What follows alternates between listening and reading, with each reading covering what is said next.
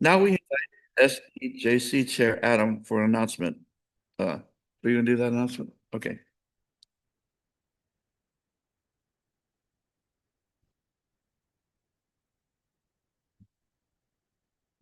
Good morning. You may have heard about the controversy in Florida, where rainbow crosswalks and murals honoring LGBTQ plus lives and Black history are being painted over by the state. In Orlando, a rainbow crosswalk memorializing the victims of the Pulse nightclub shooting was erased. And when community members responded with chalk, some members were arrested. Some folks were arrested. Just last week, two ministers were arrested while kneeling in prayer to protect a Black history mural, including a Unitarian Universalist minister was arrested, kneeling in prayer. In solidarity, our Social and Environmental Justice Committee invites you all to join us after worship on Sunday, September 21st. We're going to take some chalk to the sidewalks in front of our church, filling them with colorful affirmations of love, justice, welcome, and inclusion. This will be for the Social and Environmental Justice Committee's monthly meeting. So we might hold a short business meeting to discuss some business, but the main chunk of the meeting will be us out there just decorating our sidewalk with messages of love and justice. So chalk will be provided. Join us for this joyful act of public witness. Thank you.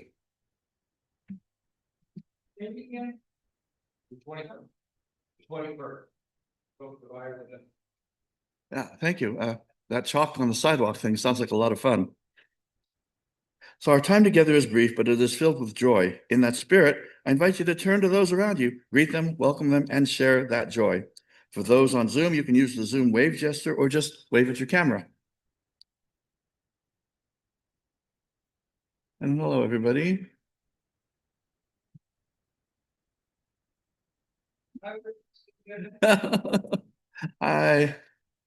I should come down there and greet everybody. Anyway, I'll do that later after the service. So welcome to all our visitors today and welcome back to our old friends. We'd love to meet you during coffee hour at the parish hall after the service, where you can also find our visitors book. Please leave your name before you leave so that we know you are here, and leave your contact information if you want updates on church events. There will also be a short discussion after the service to share your reflections with us. For those online, the best way to get added to the mailing list is to email the church office at admin@uuchurchofriverside.org. And I met a nice new person today. Hi, back in the back. This is a first-time visitor, so please make him feel welcome. And now I invite you to sit back and take a slow, deep breath as we move into our worship hour. You're welcome to read with me the covenant of our church, our covenant. Love is the doctrine of this church. The quest of truth is its sacrament, and service is its prayer. To dwell together in peace, to seek knowledge in freedom, and to live in harmony with all the living creatures and plants of the earth. This we do affirm. Today's speaker is UUCR member for many years, William Casey. Bill Casey tries to draw from a number of theistic and philosophical points of view. While this does not always produce an orderly methodology, he takes comfort in the patchwork utility it tends to provide. Bill notes with amusement, if only brevity were included. Well, okay. Originally from Colorado, oh, I never knew that. See, you learn something new every day. Bill lives a short distance from UUCR. He has been a member of UUCR for some years now and has been active in the choir and worship committee. Stories become myths. Myths often become our religion, our science, and how we relate to others. How do we tell our story now to raise each other up? Okay, we have two lightings of sacred flames.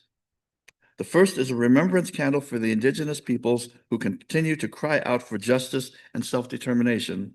We remember that we live off the unceded land of several indigenous peoples, including the Cahuilla, Cupeño, and Luceno, the Serrano, the Tongva, the Cupeño, and others. We light this sacred flame in a few minutes in their remembrance and in recognition of their ongoing struggle for freedom and dignity. And think about that for a minute until we get our candle lit. Because unceded land means they didn't give it up. it got taken from them. Just taken. We got to remember that. Our second sacred flame. Oh, here he comes. Okay. Oh, okay. Always something. So, yeah. So this candle is for the memories of the indigenous people who once lived on this land that was stolen from them.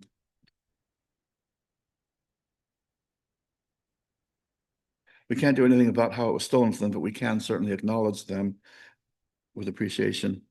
So we light this sacred flame in their remembrance and in recognition of their ongoing struggle for freedom and dignity.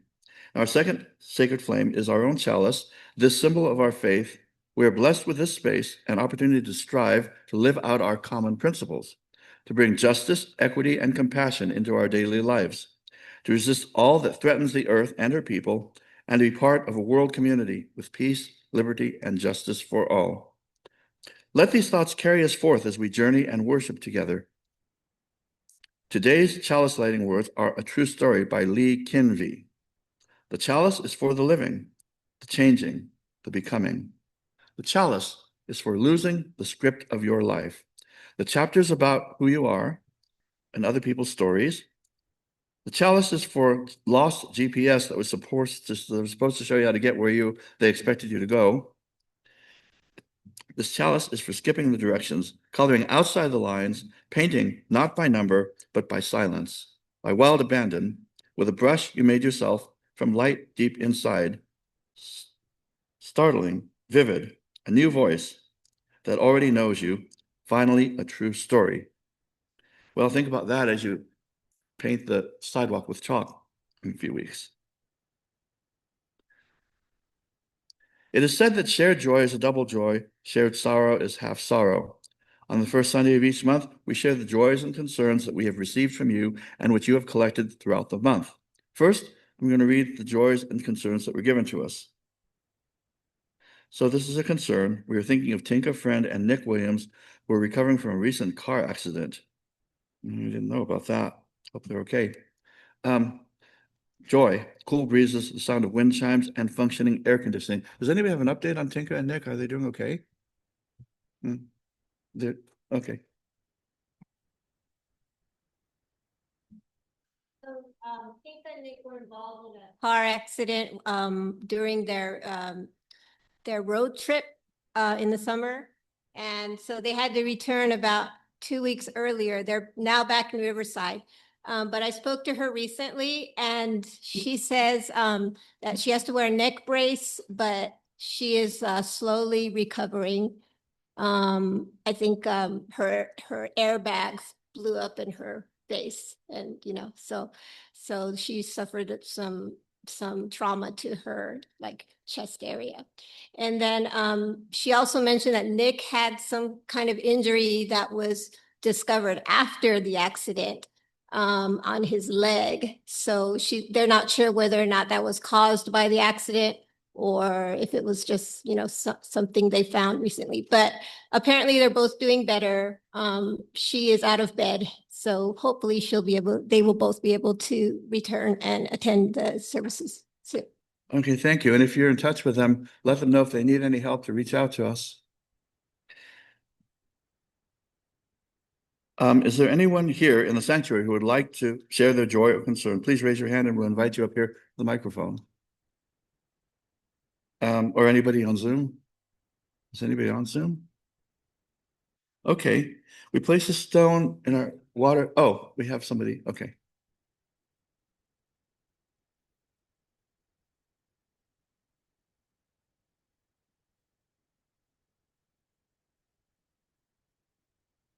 Hello, everyone. I have a joy and a concern that I'd like to share with you. I'll start with my concern to end on a high note, which is that a few days ago I cut my hand fairly badly, which not badly enough that I needed to get stitches, fortunately, but badly enough that I can't practice my guitar right now, which makes me very sad, more sad than the blood that I lost. But I also have a joy, which is that well, Margaret is still sailing off in Illinois, and their race last week their boat got second place in their division. And so their boat is doing really well, and they've had a lot of great success on their sailing season this year. Okay. Hi, Lauren.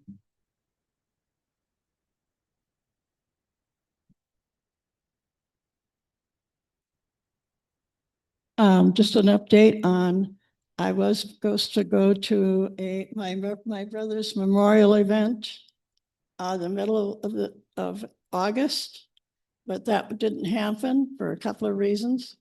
And one of them being that it was high season for Wisconsin Dells, which is a major tourist attraction there. And I could go for less than half the price by waiting until September. And so I needed to do that. And actually, I'm going to go in October rather than this month. So because the one season that I miss in Wisconsin is autumn. And so I want to be there for leaf peeping, as they call it in the travel business. And I am looking forward to meeting my grandniece and her mother, who will be starting work as a part of the coaching team for the Chicago Nighthawks. Thank you. Okay, anyone else? Oh, hello.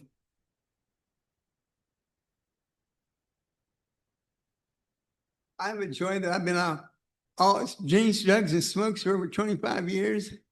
And I want to say that last week, someone was sharing, and I said, you have to speak with a higher volume and articulation. And she said, thank you. See, this is speaking. This is formal speaking. And Bill said, yeah, I think it threw him for a loop. I just want to say thank you for letting me share that. And please tell us your name. I didn't get that. My name is Tim. Hi, Tim, and welcome. Okay. Anyone else? Okay. We place a stone on our water chalice to represent the joys and concerns we have shared with our church community and in recognition of those we hold close and have not shared. You hear this?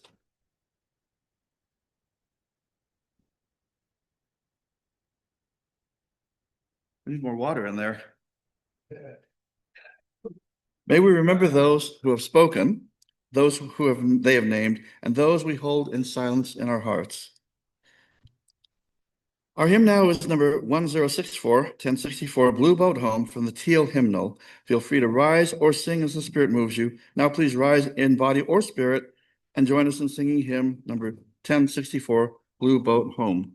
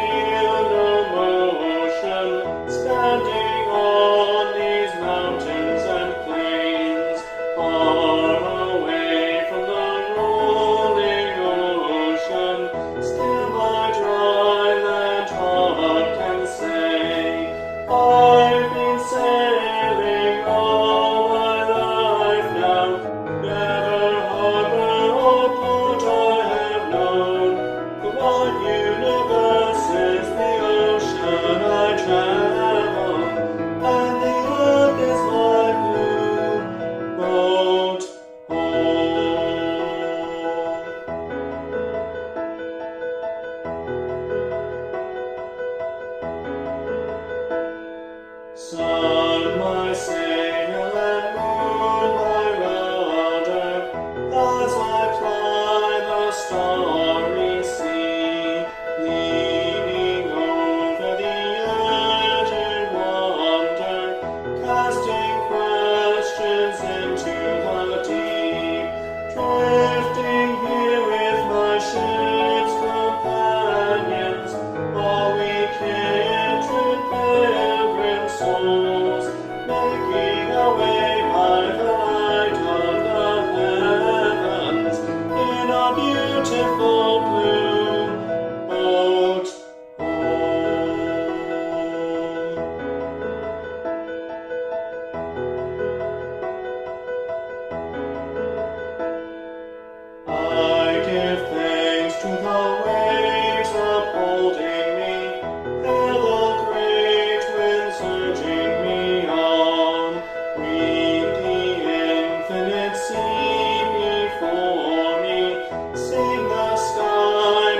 sing the song. I was born upon the fathoms, never harbor or port I have known. The wide universe is the ocean I travel, and the earth is my new boat home.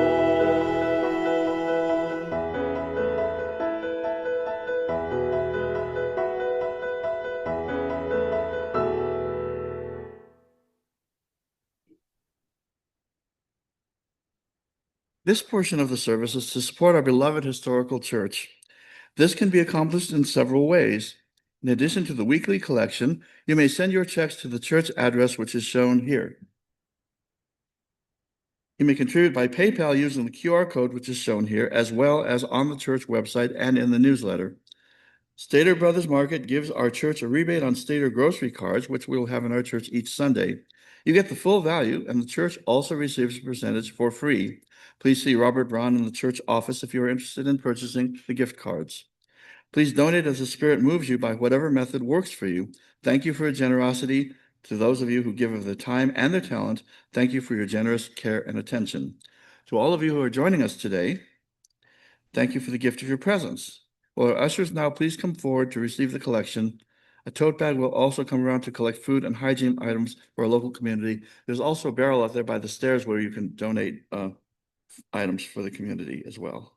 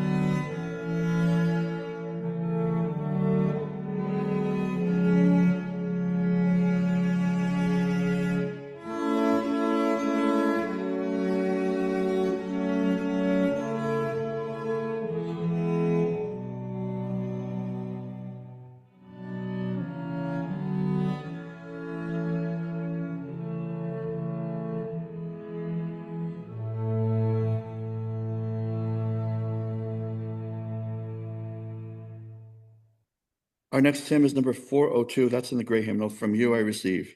Please feel free to rise or sing as the Spirit moves you. Now please rise in body or spirit and join us in singing hymn number 402, From You I Receive. And by the way, don't feel badly if your body doesn't rise so well. Rising in spirit is just as valuable. From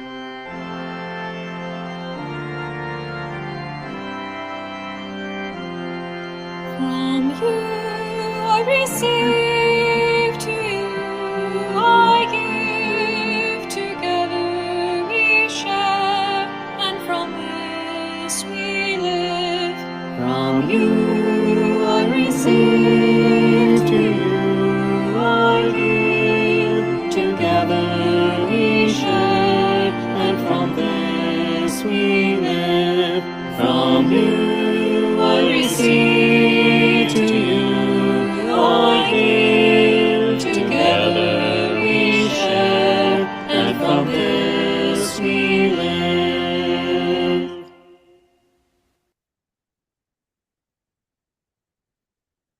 This is the part of the service where we center and ground ourselves in the present moment. We invite you to take a moment and sit back, relax, and if you wish, gently close your eyes. Our meditation today is an excerpt from Hallowed Ground and Stone by Lisa Doedge. Shifting light through the hours and the seasons reveals different things. Isn't that the way it is with images of our lives? That, the signs and symbols, events and turning points and decisions, telling the stories of our days and years, come into clarity and fade again through cycles of light and dark, seasons of birth and growth, hibernation and death. Now let us pause for a moment in silence and reflection. Oh, I was wondering where this man is.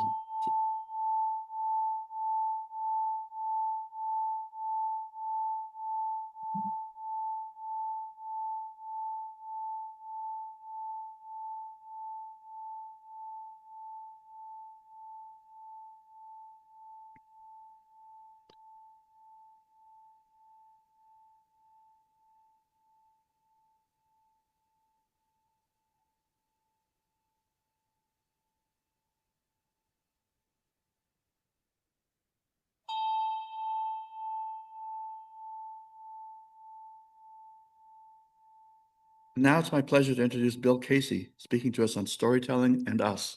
Bill?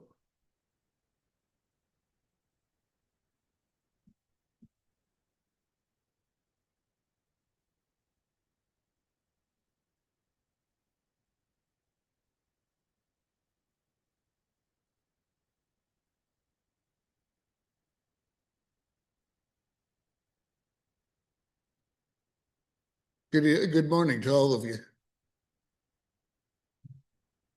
Well, as Universalist Unitarians, a lot of us are almost a fusion package of our beliefs. Well, some of us have had our hearts broken by one faith and move in the direction of another. Others of us fuse them together. I've known more than one Unitarian that was, if you were to look at them by bloodline, they'd be a bit Buddhist over here, a bit agnostic over here, and passionate social workers over here. That is because when you have a name that says universe on it, you kind of feel like you got a sample. You're going to feed yourself by a sampler packet. It's not going to be one course. It's going to be a lot of them. And okay, I was looking at this whole thing and saying, we have stories that are going to be shaping us. And some, certainly, as my friend Grayson said, we've had troubles with politics. But even in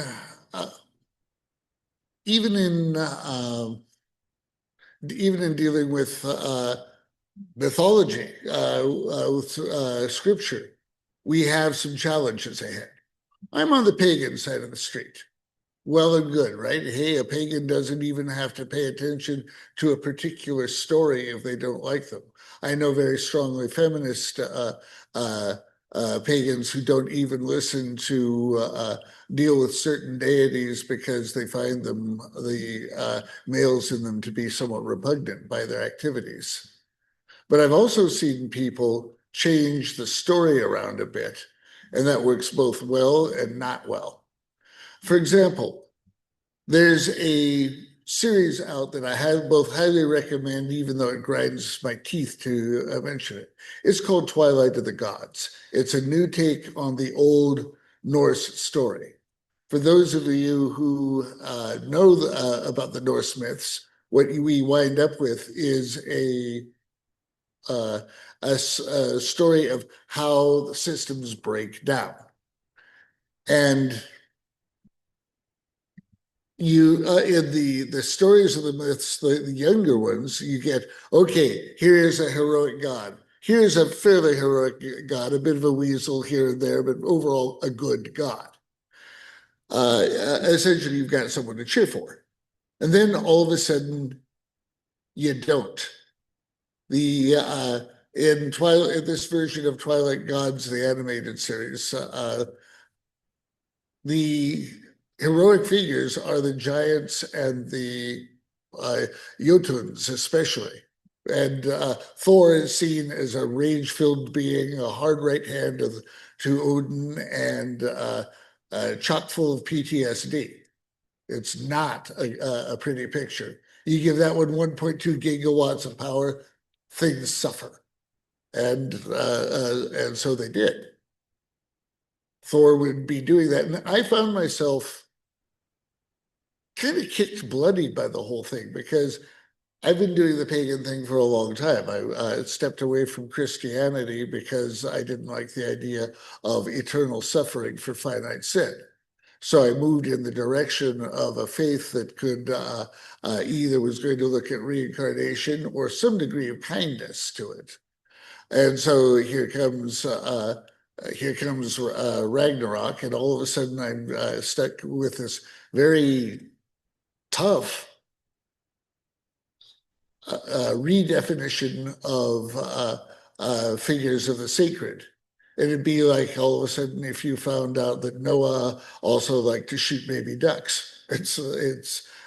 I don't like seeing forces that I revere hurt, yet we're here. And I'm going, okay, now I have to do something about this. I have to, because when you're dealing with the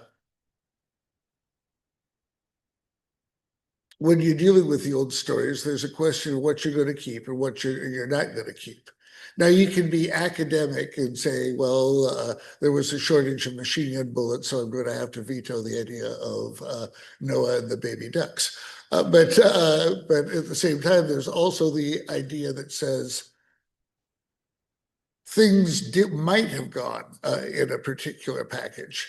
Now, the difference between a pagan and and if you're raised Christian, is Christians have this thing I call the infallibility of Scripture. Everyone agrees and says, I'll tell an apologetic story about it, but I won't get rid of this myth, even if it's inconvenient. As pagans, we have a tendency to just jettison the entire myth if it doesn't work properly for us. And I don't want to do that. And it works out that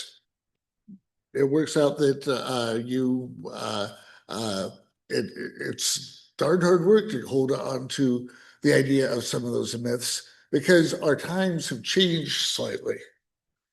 For example, I've mentioned the unflattering element of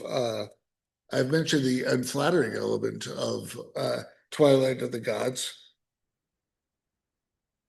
And I'd also like to say that when you end up jettisoning chunks of your myth, how hard it is to find home again after you've been away for a while and said, I can't go back, I can't go over there, I'm not an agnostic. So you find yourself really, it's painful to go through that because all of a sudden you sort of lose your home place. And the question is, am I going to be the sort of a person who can be academic while poking at you and poking at you and poking at this faith over here?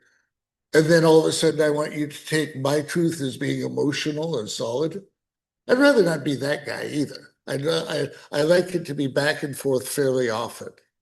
And of course, when you're talking about a guy with a short-handled lightning bolt on call, sometimes it's a little hard to pull that one off. A little bit less in the age of weapons that we have now, but still difficult. But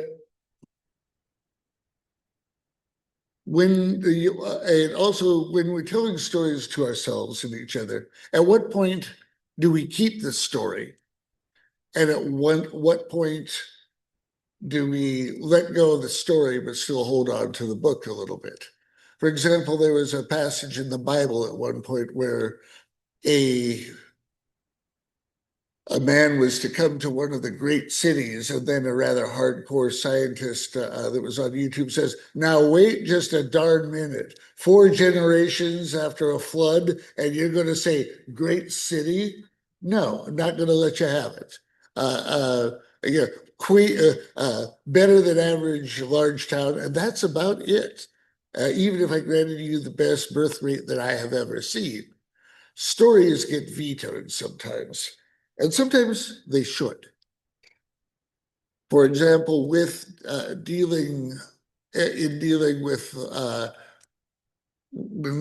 Ragnarok, for example, if most of you are familiar with the basic story, sometimes vetoing a story could have saved a great deal of trouble. For example, with the story of Ragnarok, what we have is a series of negating battles happen. And at the end, the door is open for a critic. For example, there's one argument out there that says Ragnarok might not have actually existed, that essentially a couple of Irish monks got captured and they were waiting to be ransomed and it wasn't going to happen. They said, well, we're still good Christians here. What can we do to mess with these guys' minds while we're away? And then they said, what is, you guys value bravery, right? Right. You guys value dying in battle if you have to, right? Right. Okay, so here's what we're going to do. Odin and some of his sons played backup, and a wolf approximately the size of New Hampshire are going to be smashing in. For the second card in our main event, we have Thor and Jormungandr, a serpent large enough to wrap itself around the world decorously and bite its own tail. And it's been waiting too. And this, Loki gets turned into a Lucifer series, and he gets fed up against Heimdall. Bam, bam, bam. Leading power meets, is destroyed by the wolf. Bam. Hardest right hand, the heir apparent, Thor, runs into the serpent and is negated by its poison in the act of killing it. Heimdall, who'd be basically the equivalent of Homeland Security, head of police, and so on there, gets taken out by Loki, the special forces man gone nuts. Bam, they negate each other. Here come the giants. Here come the giants. Well, here come the guys from Valhalla. They run into each other. Every possible massing that you can imagine, destroyed by their opposite figure, destroying them and being destroyed. And then, after the story is told, blood, death, destruction, all that good stuff. Afterwards, the priests quietly say, hey, your gods are all dead. Why don't you try ours? You tell a story to negate what's on the table or to steer it, and then you make the remainder yours. That's where stories start getting interesting. Shall I go on to the Greeks? Well, the Greeks, there's a being named Persephone, daughter of Demeter. A lot of nymphs and so on in powerful because she had a bloodline to her. Now we go back a little bit. The gods are going to their 9-to-5 jobs. Poseidon puts on his Warachi sandals and his hat and goes out into the water.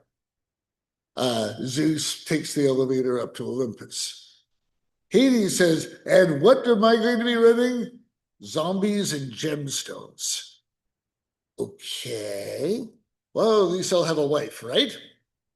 Wait, no wife? No wife for Hades, who's got to stare at zombies all day long. Not good. Well, in the old myth, he flat out snatches up Persephone by force, pulls her back underground, and that in turn ended up now all of a sudden we've got Hades with the daughter of a god, and she's saying, oh, you didn't like the zombies? Because he's threatening to send them all back if you don't just let this go. Well, how about I just kill all the vegetation on the planet? Now try and run your world. So Zeus is sitting here going, this lightning bolt is not going to save me. I'm going to have to do something different. So he waits for Persephone to come on up, and Hades is already getting geared up for it. But she snatches a handful of pomegranate seeds, little bitty pomegranate seeds, has a mouthful of them, and he goes, that's my way out. For the story is, you don't eat food when you're in the afterworld. You don't do it in the land of the elves, and you don't do it in the afterworld. Because she did, he could penalize her, and we all of a sudden have the cycles of nature now, winter and summer. Well and good, right? However, in the stories that I've read about Persephone, what they've also done is they have changed it from her being grabbed to her going willingly because she was so bored hanging out with her mom all the time. And by doing that, all of a sudden now she is a woman who is willingly choosing her future, sees it being taken away from her, snags it last second, and manages to get at least a halfway functional world under her terms. Is that not the human condition right there? If you can't win, don't lose. So that myth got changed when I was a young pagan. I didn't see as much of the, as soon as I heard that one, the forceful myth of Hades just grabbing her by force, it went away. So now we're looking at changing the stories around. You can add something that negates, you can negate or skew something that was already there. Now I'm feeling a little bit better about storytelling because I felt bad about it compared to scripture, because scripture is so big you can say that it carves the very universe and you can't change it. And now all of a sudden it's, yes, you can. And furthermore, you look a little bit more. Anybody want to bet how many, according to one book I've got here, they've got 45,000 Christian denominations. So here's your big block of scripture, and here's the variations on a theme, and here's a bunch of stories that change. And so there are people who feel they can be perfectly fine as Christians and not have to worry about an eternal burning. To some people, they see that and say, okay, that's it. I've got to leave my faith. But Christianity is not immune to those changes either. That you wind up with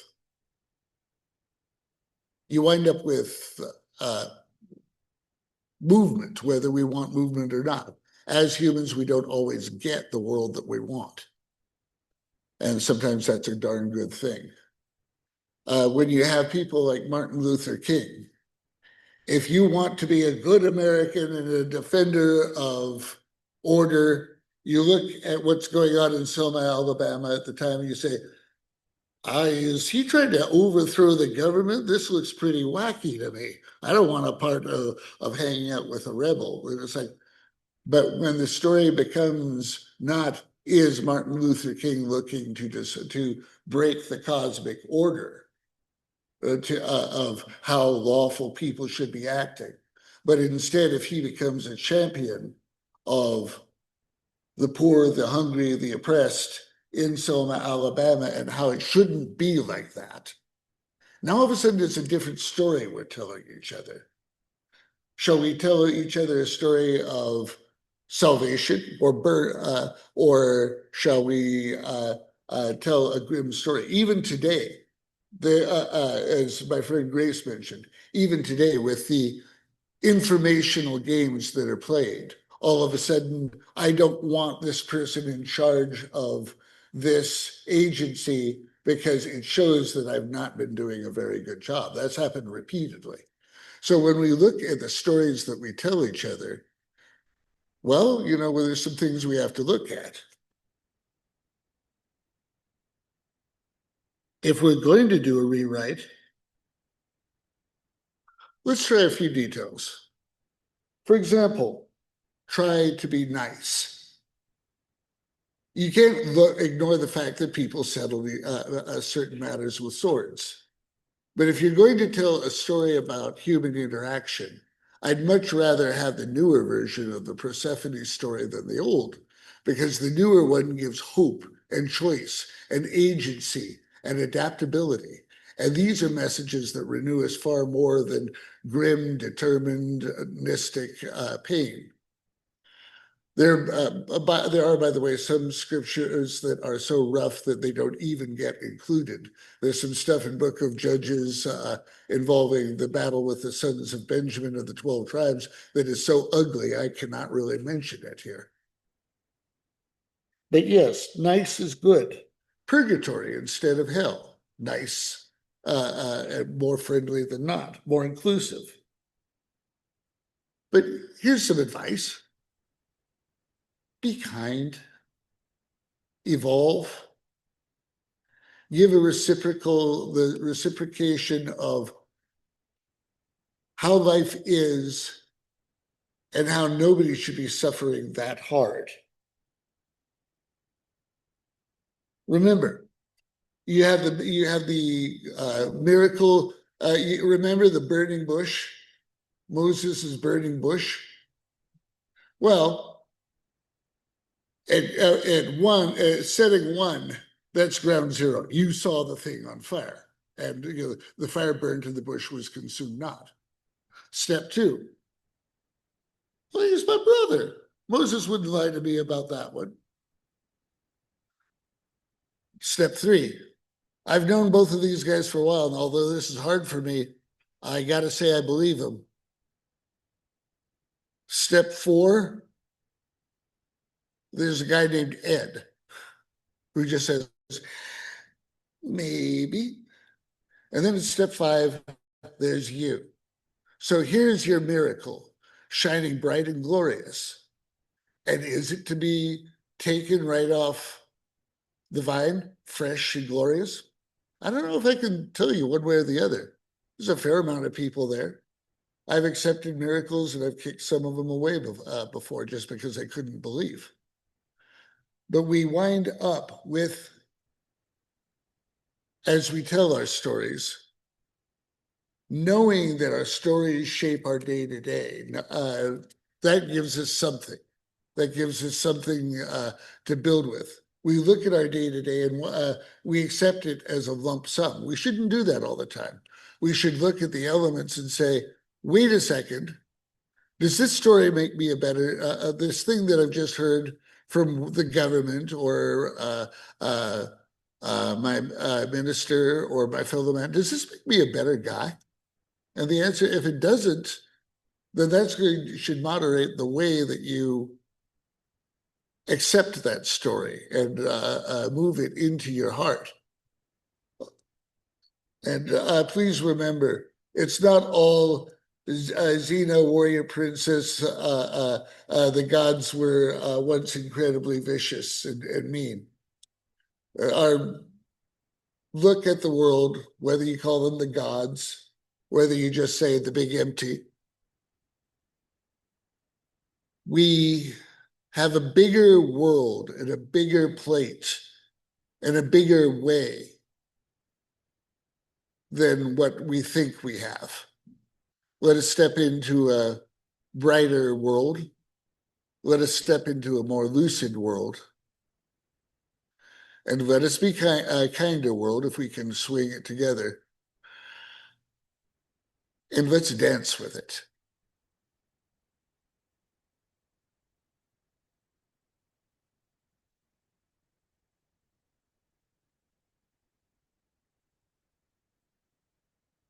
Thank you, Bill. Okay, opening hymns.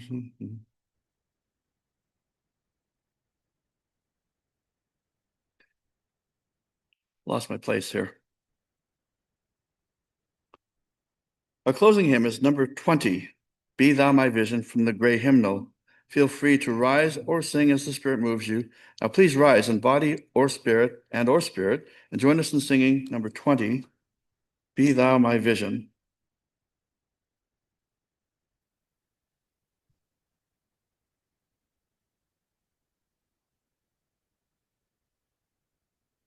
Be thou my vision, O God of my heart, not be all else to me, save that thou art. Thou my best thought by day or by night. presence, my light. Be thou my wisdom, and thou my true word. I ever with thee, and thou with me, God. Thou so shelter, thou my high tower. Raise me heavenward, O power of my power. Riches I heed not, nor world's empty praise. Thou my inheritance now and always.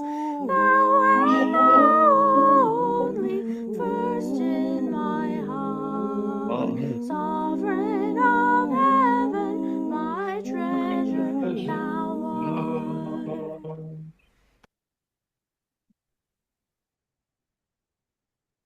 You are in the story of the world. You are the world coming to know itself.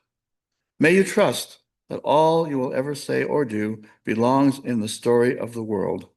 Namaste, Amen, and blessed be.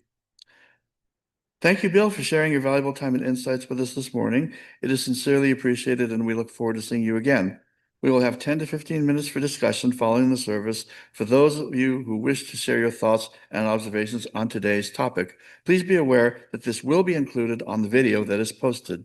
For the rest of you, you are now welcome to adjourn to the parish hall. Would anyone like to come up and share their thoughts? Is there anyone online who would like to share anything with us?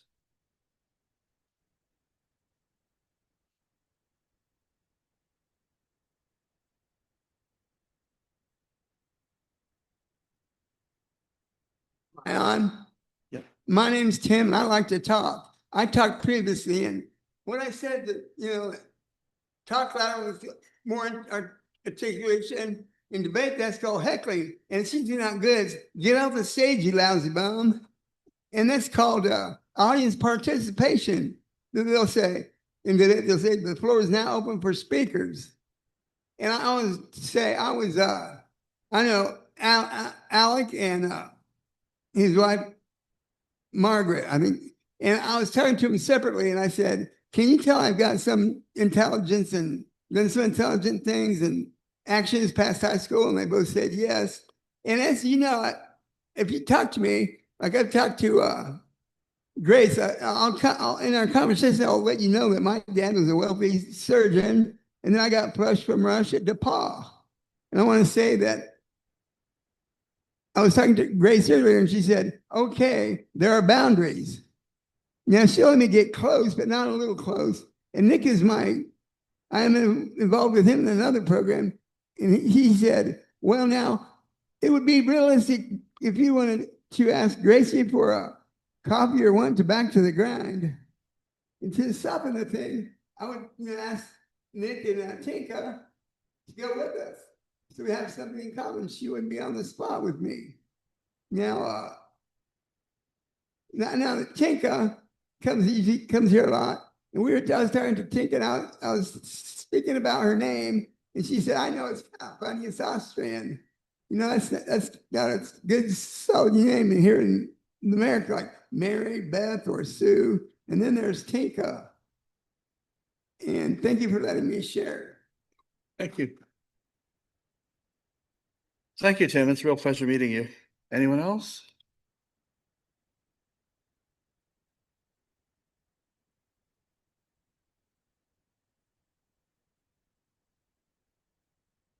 Hi. Hi, I'm Sue. Hi, Sue. Hi. My head is full after hearing that, Bill, because I started thinking, whose stories, his stories, where do the stories come from? Whose stories get to be shared in a time where books are being banned?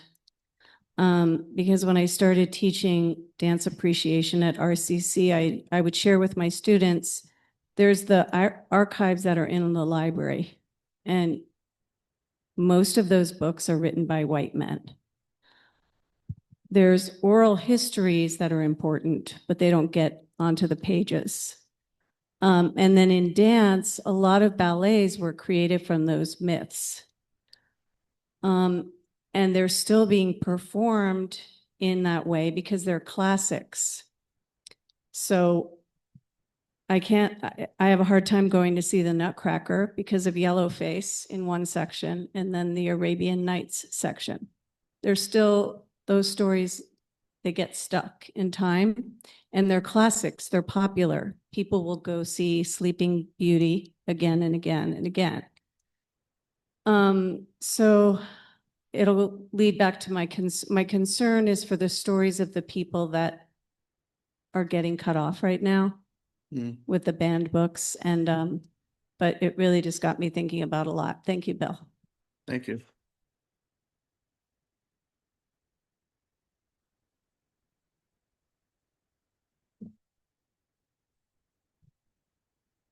Hello, I'm Turquoise. Thank you, Bill. I found that educational and enlightening. I am a big fan of stories.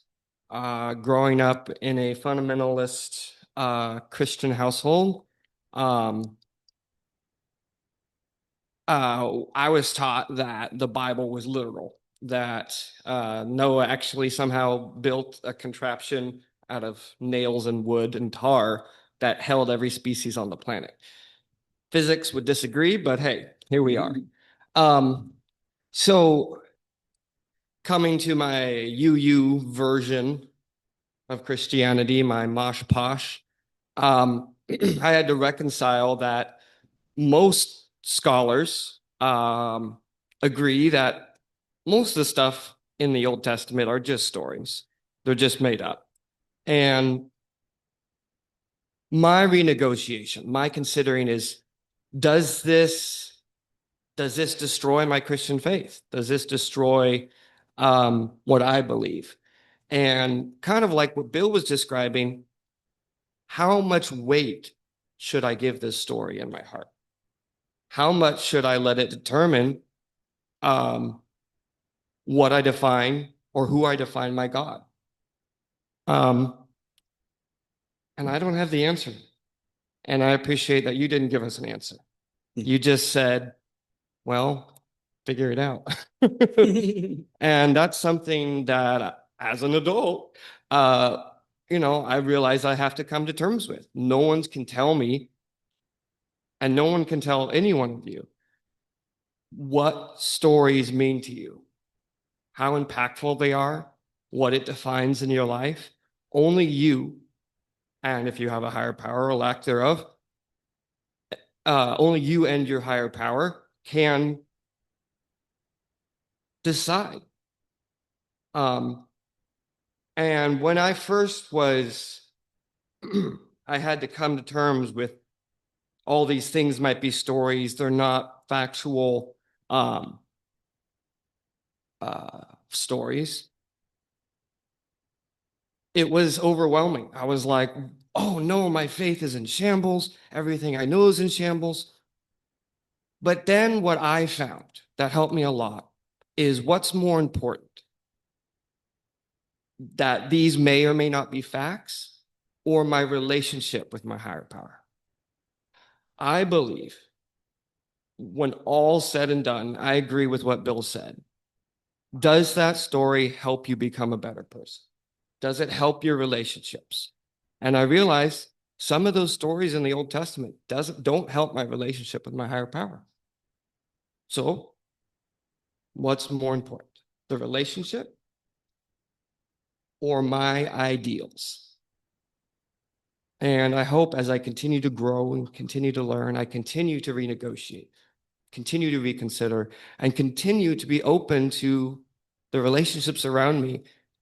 And I hope I continue to put relationships first. Thank you. Thank you. That sounds like the beginning of a topic that would make a good service. Think about that. It sounds like it would be the beginning of a topic for a service here about Christian stories, factor mythology, and the value either way, because I've always found it interesting that fundamentalist Christians believe the stories to be literal, whereas every other spiritual tradition sees their stories as mythology, and yet they believe in it and live by it. And there's no reason why Christians couldn't accept the stories as mythology, but also see the value in it as such. Yeah, Bill. Both of you.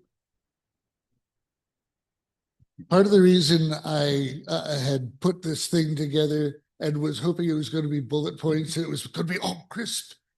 Yeah, right. Yeah, sure. It wasn't going to be, because when we talk about stories and we talk about myths, we are talking with the substance of our lives, and that is very hard to reduce to a small package.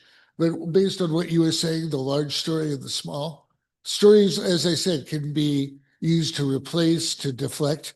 Here's one for you as well. Miracle of the loaves and fishes. Do we have a God who reached around across galaxies, across nebulae, across cold void, with a gentle flick of a wrist, reaches down and calls air to form itself up into fish and food for the multitude that was listening to Jesus? Or did that same reach happen and thousands of people looked at each other and said, well, crap, Ethel, look at these people, all the emotion, and I don't think they have enough food for their kids. They got near as many as we do. Give the kids about a half sandwich, break off half of what we got, and feed it to them. Can't feed the whole lot of them. I can feed the 20 people next to me. And that force multiplied, spreading like the song of a bird in the morning. That force of people opening their heart and being a little bigger than they were 2 hours earlier. After hearing a voice that spoke of the love of God, to actually put it into work. And in that sense, as far as I'm concerned, it was a miracle either way, but I kind of like the one that opens hearts up, because it might just keep them open for a while. And there's another interesting topic for discussion. Looking at the stories and really examining, what are we supposed to learn from this? Because that's what's really important, right? Not whether it literally happened that way or not, but what are we supposed to learn from it, and how are we going to make the world a better place with the lesson we get from that? And that's a good example, that story. Yeah. Oh, okay, yeah. Hi.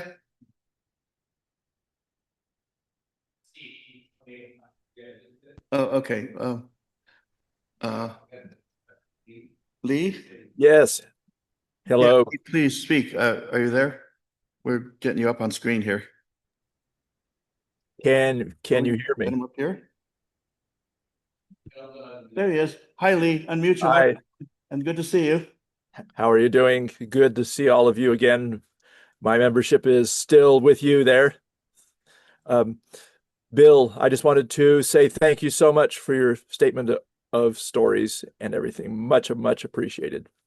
That's it right there. Thank you. Thank you, Lee. And we miss you. So it's good to see you on screen here. Okay. Anyone else? Okay. Well, this was really inspiring. And if there are no further comments, thank you for sharing your thoughts. And please join us in the parish hall for further fellowship and the first Sunday lunch. And thank you for being here on this warm morning in September. Next month should be a lot better.